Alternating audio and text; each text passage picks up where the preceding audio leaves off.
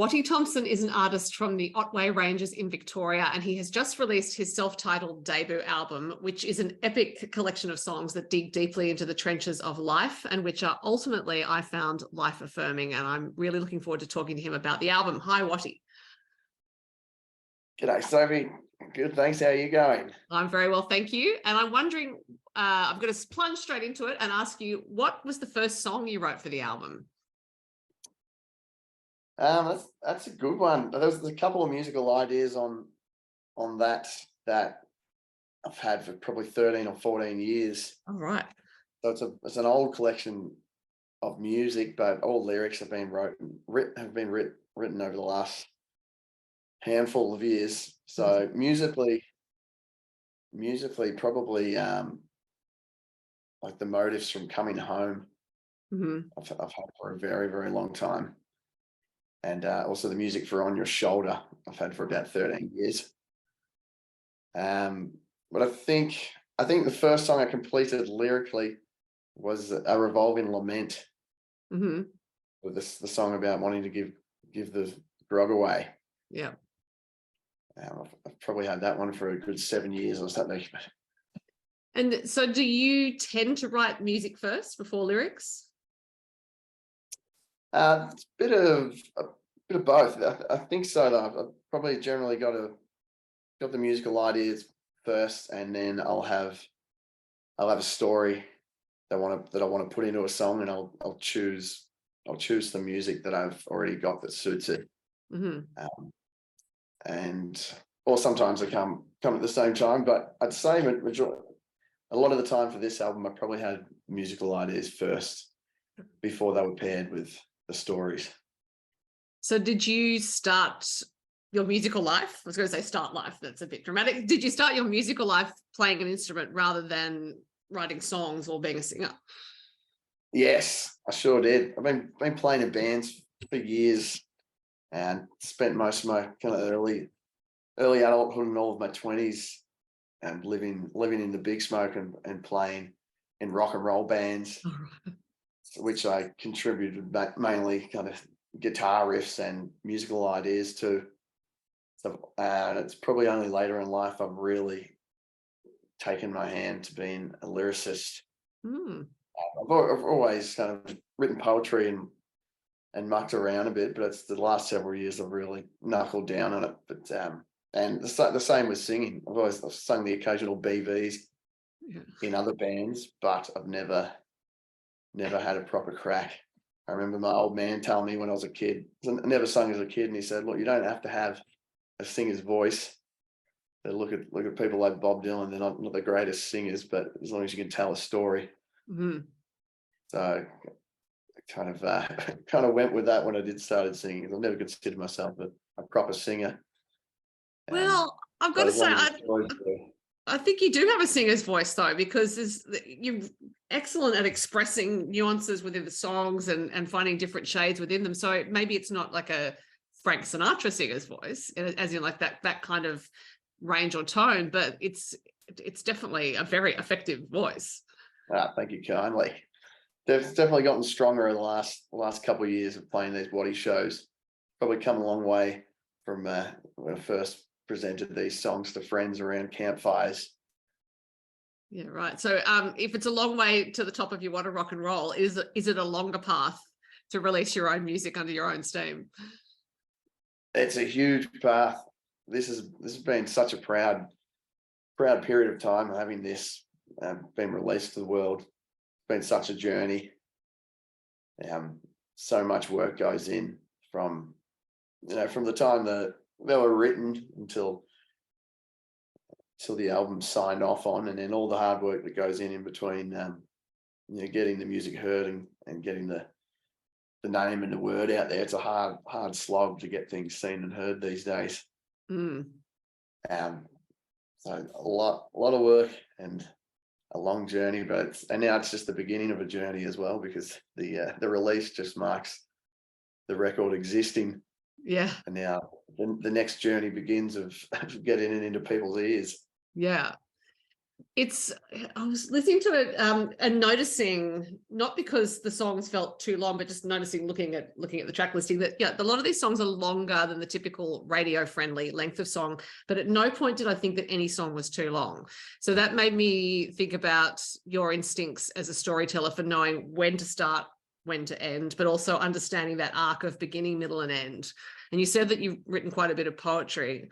I'm wondering if you actually, like, as a kid, were fond of writing stories and have therefore been working on this for a while. Yeah, so it's funny you should say that. I was recently going through some bags. I was trying to find some old school reports, and had to go through bags of old things at my folks' house, and found all these stories that I'd written and submitted for different school kind of school end of year competitions and story writing projects and that kind of thing. So I've always tried my hand at writing stories, I think. Yeah, right. Found a little newspaper clipping. I got an award for a story about a boobook owl. Right. It got published in a Murray-Darling Basin. Some kind of a collection of students' stories when I was in grade 3. Forgotten about that. I was just looking at that this afternoon. I thought, well, I had been writing for a while. Well, it's when it seems effortless, there's a huge amount of work behind it. And I do think, you don't arrive as a writer fully formed, particularly telling these sorts of stories, because they do. I said at the top, it's an epic collection. They're also epic stories. It's like this. It's almost felt a bit like the sagas, the Icelandic sagas. Is just this cycle of life going on within this album. And so that always starts earlier, I think. You're working up your craft. Obviously, you were honing certain musical instincts through playing in bands, but lyrically, that kind of just come from nowhere.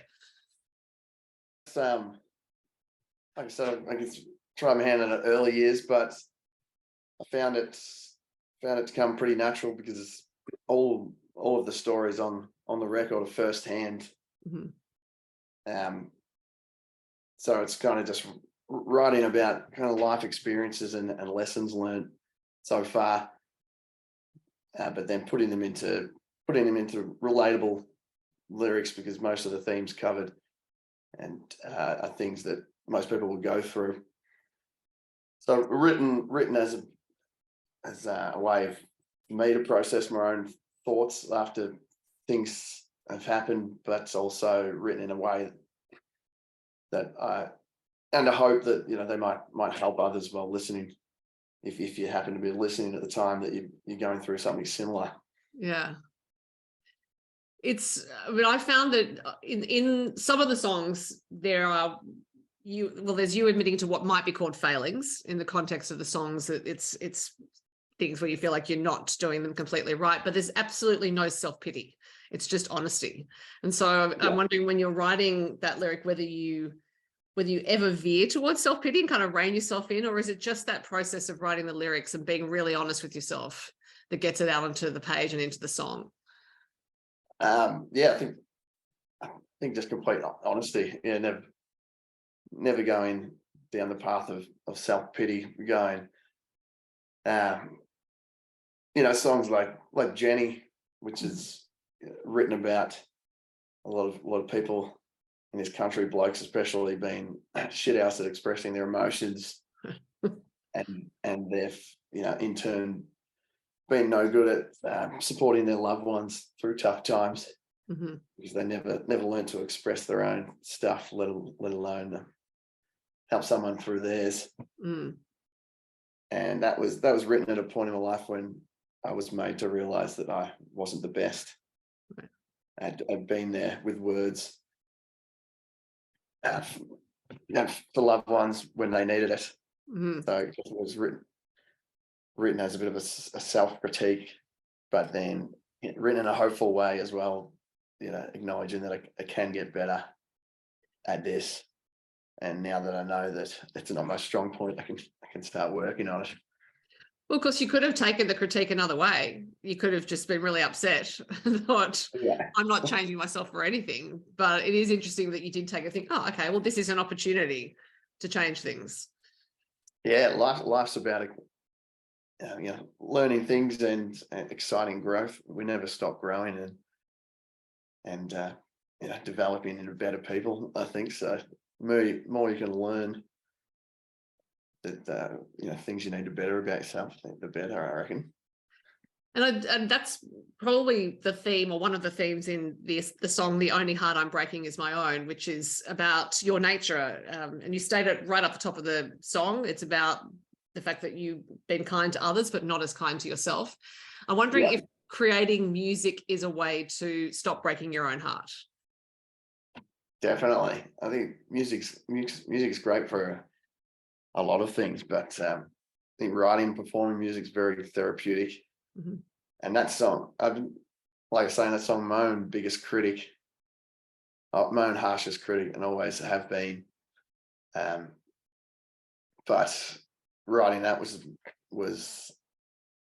that was in recent couple of years, and a turning point of me going, there's no time to be like that. Like that song almost didn't make the record because of me second guessing things and thinking it might not have been good enough to make the cut, but kind of push myself to do it, to go, no, it is a good tune, deserves to be on there.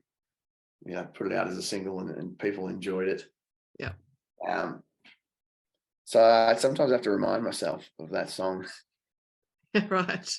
Well, it is a good tune, so I'm glad you did put it on the album. Thank you. And I think I might have cut you off. I think you were still saying something at the end there. I think it's been a good reminder, because I still have those moments of overthinking and over critiquing myself before I even get a chance to put things out of my head. I think I've been wanting to write these songs for years. It's kind of a dream project of mine. I used to kick myself about not having begun it, and thinking I'd taken too long to start getting the songs together. But in the end, everything happens when it's meant to happen. It happens at the right time. But when you are such a harsh critic of yourself, it can be hard to even get past the point of a song, leaving your songbook or leaving your shed or wherever you're writing it, because you're in your own head. You might think, I don't know if that's good enough to go further. But once you push past that, anything can happen. And I also wonder if the personal nature of the lyrics gives you pause, because you're thinking there is a lot of myself out there now, or is there a sense of trusting that the audience will receive it in the spirit in which it's intended? Definitely. I've got no fear about that anymore. I think because it all is such relatable content and written to be there for other people, as well as my own self-expression. I've got no qualms anymore with spilling my guts and putting the heart on the table. I think that's what it's all about, and then it makes the audience also feel like they can do the same. And the shows are becoming this big back and forth between the audience and the band. We're all sharing the same emotions and feeling the same things, and it just snowballs, and it's a really beautiful thing. Well, that actually brings me to talk about Mountain Sage, because that is perhaps the most epic of these epic tracks on the album, and it is like a novel inside a song, and it is about grief, as is the track that follows, which is Coming Home. And I'm wondering if you've had feedback from the audience or from listeners who have heard it elsewhere about how either of those songs might have helped them manage grief. Yeah, in a big way. Mountain Sage especially always brings some tears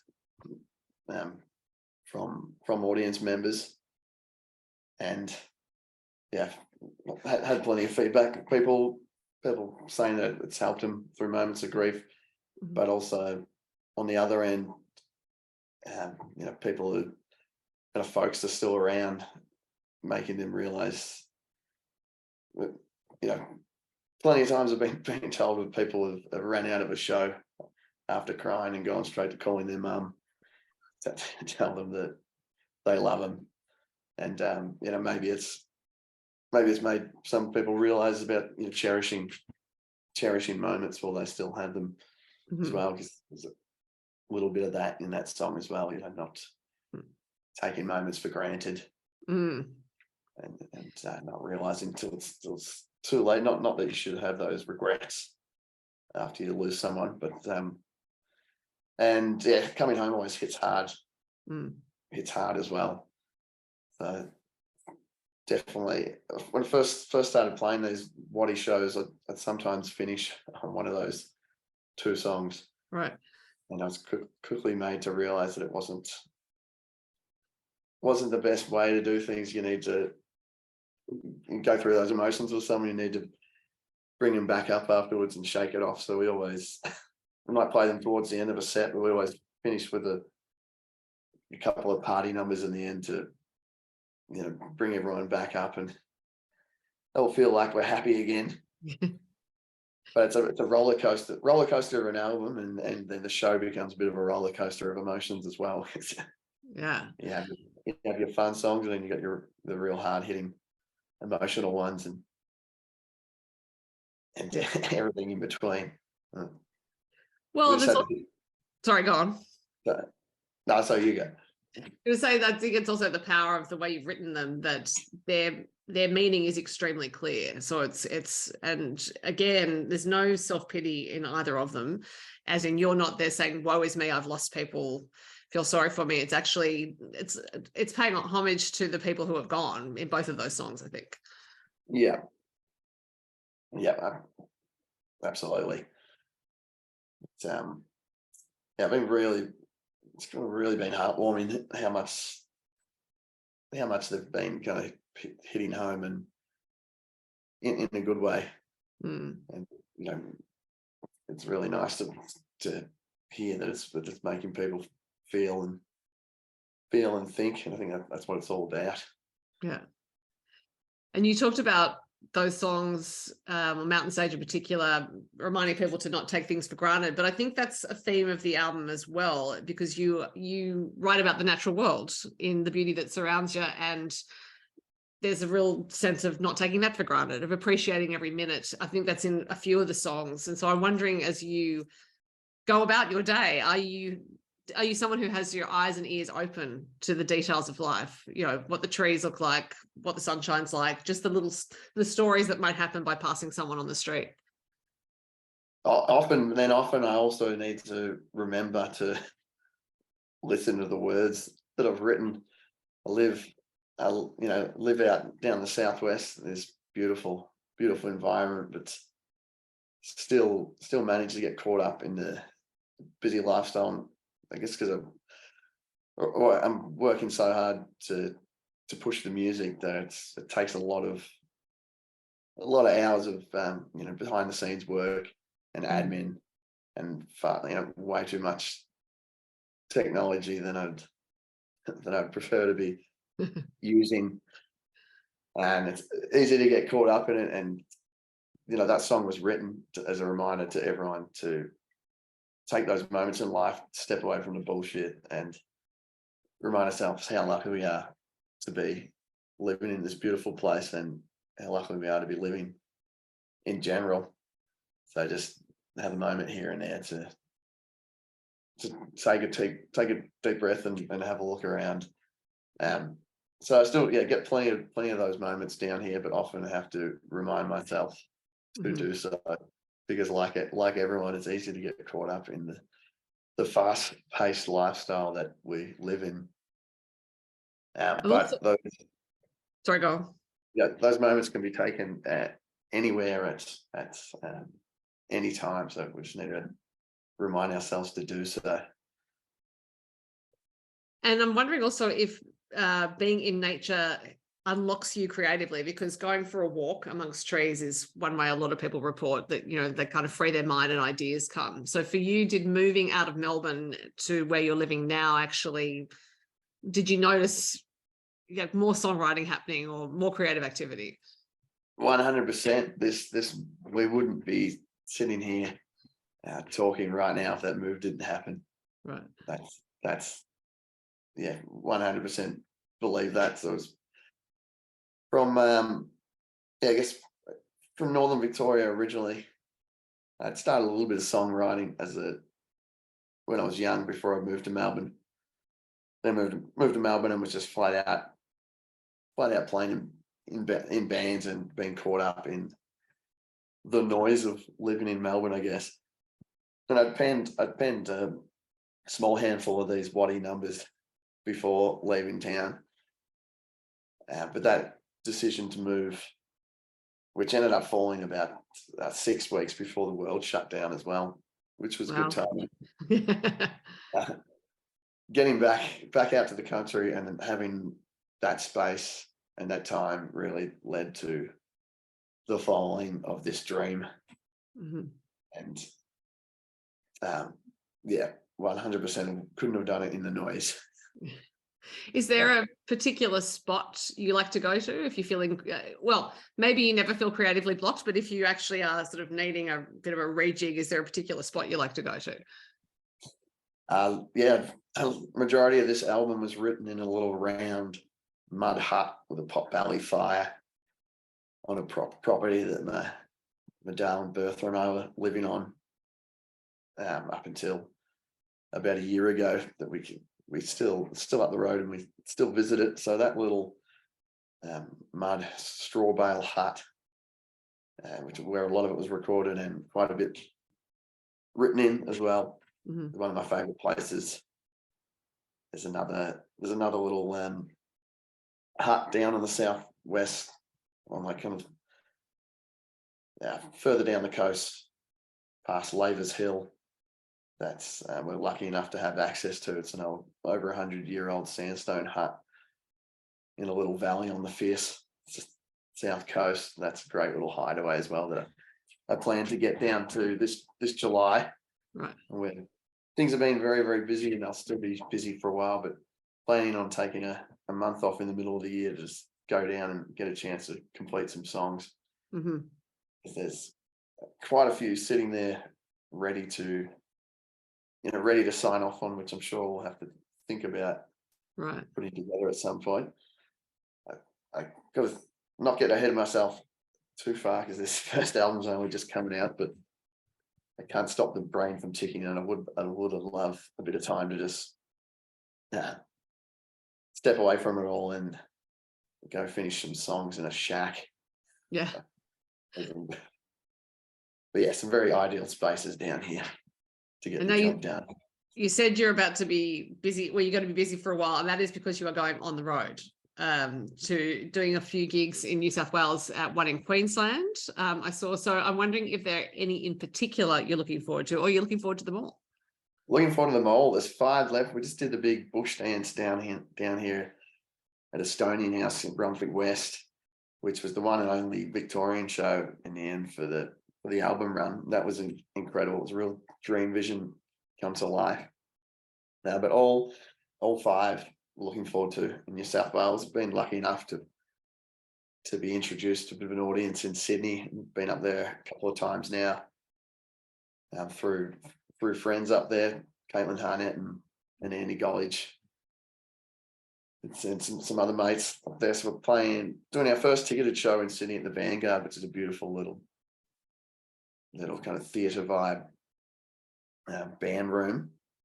We've got good mates Kay Walsh and Lady Lion supporting on that. So really excited to get back to Sydney. We haven't been there since New Year's Eve.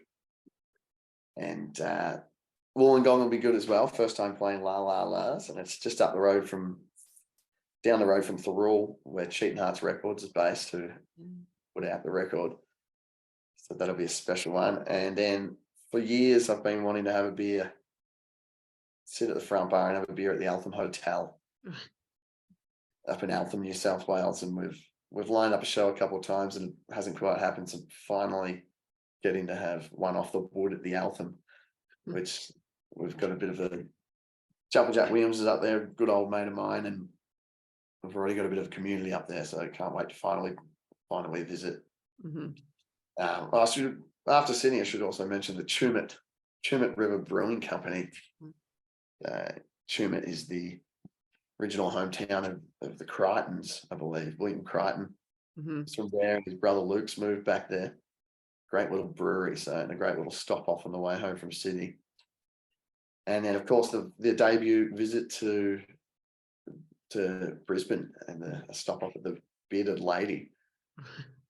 And we've got an incredible lineup that supports I think the supports themselves up there would sell out the show regardless of us coming up. So we're very lucky to have such a great lineup up there. JB Patterson, I'm not sure if you listen to much JB, but he put out one of my favorite albums of last year.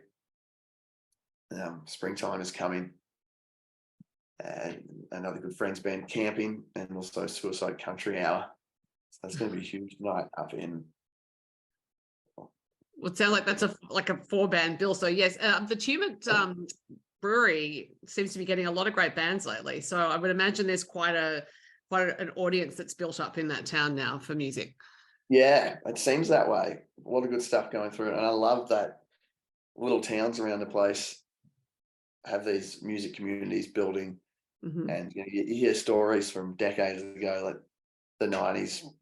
You've been able to be an original band touring in Australia, and there'd be way more stop-offs back then than there are now, but they seem to be popping up again. There's always little pockets of music-loving communities, and every time I hear about one, I get excited and look forward to meeting them and finding these new little pockets. So hopefully it's somewhere that we'll be welcome to and be able to visit again down the track.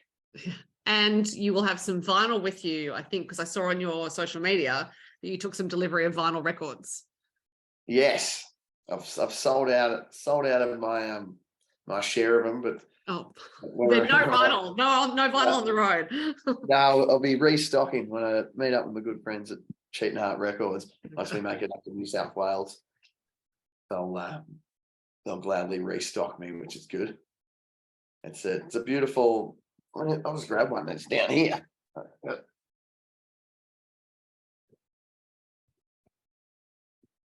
One of the last 2 copies I've got here in Victoria.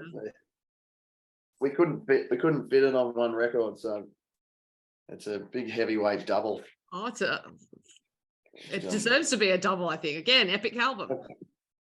I just sometimes apologise to people that they have to flip it 4 times, but it's worth it, I think.